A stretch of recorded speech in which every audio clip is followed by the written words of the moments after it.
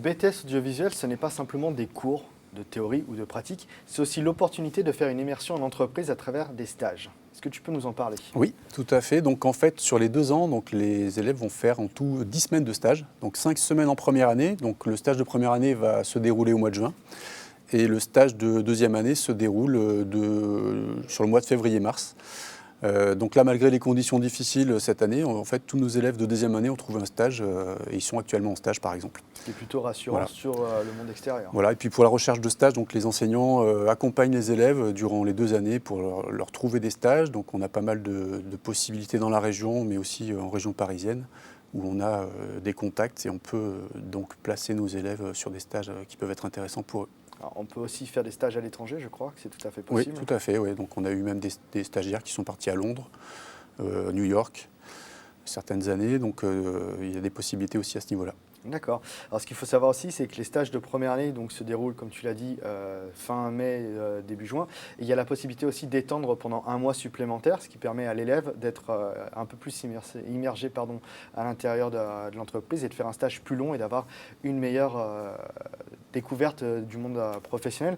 Ce qui est intéressant et important pour les stages, c'est qu'être en stage, ce n'est pas simplement je découvre une boîte de production, c'est aussi commencer à se construire son réseau et de rencontrer des techniciens avec qui on sera amené à collaborer. Ce qu'il faut savoir, c'est que de nombreux élèves finissent par travailler dans les boîtes où ils ont fait leur stage. Certains sont même embauchés en CDI, donc il est très important de travailler lors de ces stages et pas de simplement être passif à attendre que ça se passe.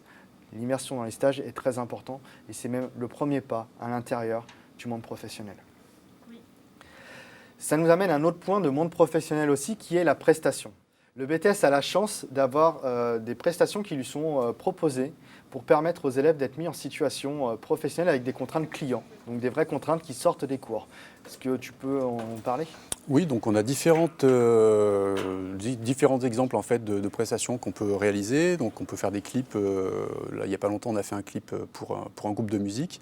On peut aussi réaliser des captations sur des événements sportifs. Des captations aussi pour des conférences. Des conférences.